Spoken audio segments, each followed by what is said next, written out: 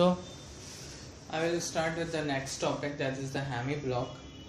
Before we go with the HEMIBLOCK, it is important to understand the conductive system. First there is SO node, then there is AV node. You are familiar with it, that there is then bundle of His. Now bundle of His divides into two parts. That is the right bundle branch block and the left bundle branch. Okay, right bundle branch and left bundle branch. Now this left bundle branch first gives a septal fascicle, and then it gives an anterior fascicle, left anterior, and then it's give a left posterior fascicle.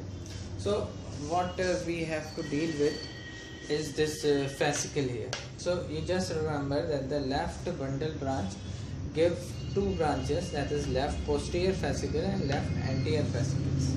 Okay, and one more thing that is important, that left anterior fascicle lies superior and lateral to the left posterior fascicle. Okay, this is important. This will help us in knowing the vector direction in the blocks and will help in remembering the basic criteria for this. Now in the left posterior hemiblock, what do you think? The left posterior fascicle is blocked. So from where the impulse will go? Impulse will go with the left anterior fascicle. Okay, and we know that the anterior fascicle is superior and lateral.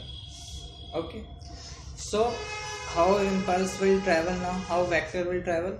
Vector will travel from superior to the inferior direction.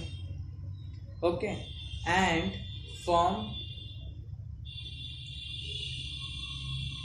left to right. Why?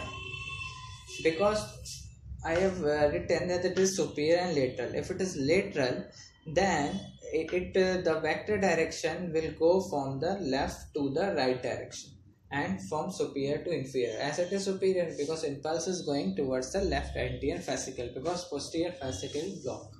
So what do you think? If impulse is going from, vector is going from superior to inferior and from left to right, then what do you think that there should be? As I have told you in the earlier basic concept session, that there is positive deflection in the leads that are towards the vector direction. So the superior to inferior direction of vector, so there will be positive deflection in the inferior leads, and there will be negative deflection in the lateral leads, left lateral leads. Okay, so first there is right axis deviation, because the vector direction changes from left to right. Okay, why? I have told you. This is just for your remembrance. What I have explained, it is just that when you get confused, you must apply this thing, that this is superior and lateral, and in the hemiblock posterior, impulse will go via the left anterior fascicle, that is superior and lateral. So impulse direction will be superior to inferior and from left to right. So there is right axis deviation, and there is R wave in the second, third AVF, and there is negative deflection or S wave in the first AVF. Okay, in the left anterior hemiblock, opposite happens. Opposite means that vector will be towards the inferior to superior, because the impulse now travel via the left posterior fascicle, and posterior fascicle lies inferior. Okay, so the impulse direction will be from inferior to superior, and posterior fascicles rightward. So now the direction will change towards the left, right to left.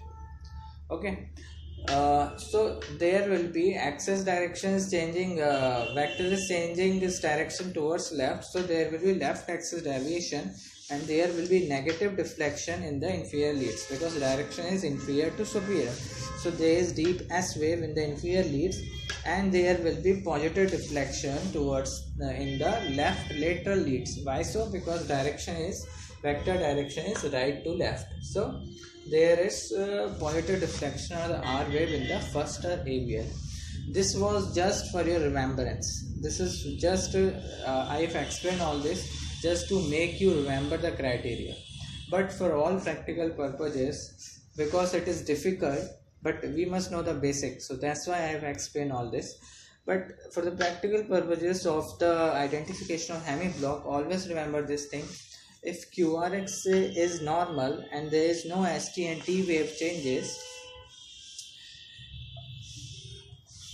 and if there is left axis deviation and there is no other cause for the left axis deviation present, that can be left bundle branch or left ventricular hypertrophy, then it is surely an left anterior hemiblock. Okay, you can escape this left bundle branch block also, because if QRX is normal previously, then there is no question of left bundle branch block here. Okay, so you have to just exclude the LVH. Then it is, if you are getting a left axis deviation, then this is left anterior hemiblock. And if you are getting right axis deviation with no other explanation for right axis deviation, then it is left posterior hemiblock. Okay, just remember this thing. This was just for making you understand what is the pathology or what is the etiology of these changes in the ECG leads. That's why I have explained this. Just remember, for all the practical purposes, this is okay. Now one more term comes, is the bifascicular block. Bifascicular block means two fascicles are blocked. So it is the right bundle branch block plus the left anterior hemiblock. Okay, it can be the right bundle branch block plus the left posterior hemiblock. Left anterior hemiblock plus RBB is most common, and in which how you will differentiate, how you will identify, very easy. In the RBB you will have the R pattern V1 V2 and QRX will be more than 0.12. okay, and in the left anterior hemiblock you will have the left axis deviation. Similarly here in the posterior hemiblock you will have the right axis deviation, and R pattern V1 V2 and QR is more than 0.12. okay, so one more thing I want to tell is that in the hemiblock also, the left anterior hemiblock is most common. Posterior hemiblock is very less. So anterior hemiblock is, for all practical purposes, most of the ECG will have this. If there is hemiblock, most likely this is left anterior hemiblock.